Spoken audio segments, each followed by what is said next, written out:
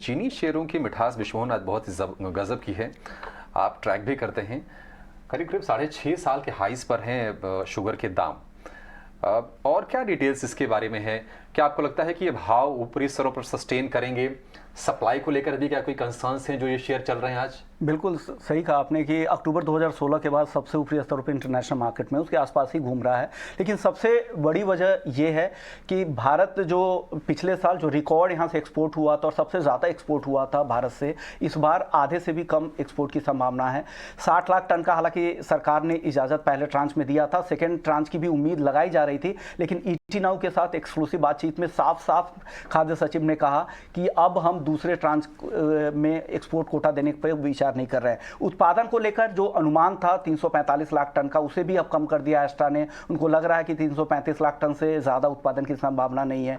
दूसरी तरफ अभिषेक हो क्या रहा था, ब्राज़ील में जो पहले गैसोलीन पर जो टैक्स एग्जेम्पशन वहाँ पे मिल रहे थे वो भी अब कम कर दिया गया है। अब जो लो टैक्स ब्रैकेट वाले जो इथेनॉल है उस पर फोकस बढ़ गया है, तो इससे है कि वहाँ पर भी एक्सपोर्ट अब कम होगा, वहाँ पर ब्लेंडिंग पर फोकस ज़्यादा होगा। तो ऐसे में स्थिति ग्लोबल सप्लाई की दिक्कतें बढ़ेंगी। हालांकि मिलर्स को यहाँ पर बहुत ज़्यादा फायदे की संभावना नहीं है, लेकिन हालांकि यहाँ पर भी एथेनॉल पे फोकस रहेगा तो ओएमसी से पेमेंट में उनको कोई दिक्कत नहीं होती। जो कैश फ्लो होता है वो उनका बढ़ जाता है। ऐसे में उनके लिए मौके हैं, लेकिन बहुत ज़्यादा इंटरनेशनल मार्केट में एक्सपोर्ट करके कमाई के बहुत ज़्यादा मौके नहीं है। कुणाल, क्या लग रहा है शुगर शेयरों में जिस तरह की तेज़ी दिख रही है, आपको लग रहा है ये टिकाऊ तेज़ी है? क्योंकि बहुत ज़बरदस्त तेज़ी यहाँ पे दिख रही है। 10 से 15% तक कई सारे शेयर्स हैं जो अभी तेज़ी के साथ कारोबार कर रहे हैं।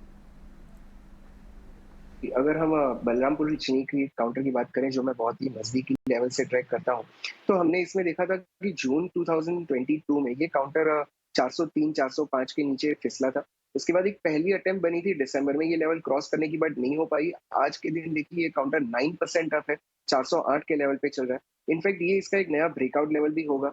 अगर यहाँ से जिस तरह से आज वॉल्यूम एक्शन दिखा है, अगर ये 410 के ऊपर सस्टेन हो जाता है तो करीब करीब हमें इसमें 440 से 460 तक के लेवल्स देखने मिल सकते हैं। सो ओवरऑल पूरे पैक में बहुत ही उम्दा मूवमेंट आज देखने मिली है, but I think I go ahead with Balrampur. मुझे लग रहा है कि इसमें भी बहुत अच्छी रुझान कंटिन्यू हो सकती है। बलरामपुर चीनी लगातार हमने अच्छी तेजी देखी भी और ये शेयर चल भी रहा है। दिग्गज भी 400 रुपये के ऊपर ये ट्रेड कर रहा है। गौरव, बलरामपुर चीनी की अगर बात करें तो कहीं ना कहीं थोड़े से वैल्यूएशंस वाले कंसर्न हावी होते शायद दिख सकते हैं, क्योंकि अब 30 के ऊपर इसका पी चला गया है।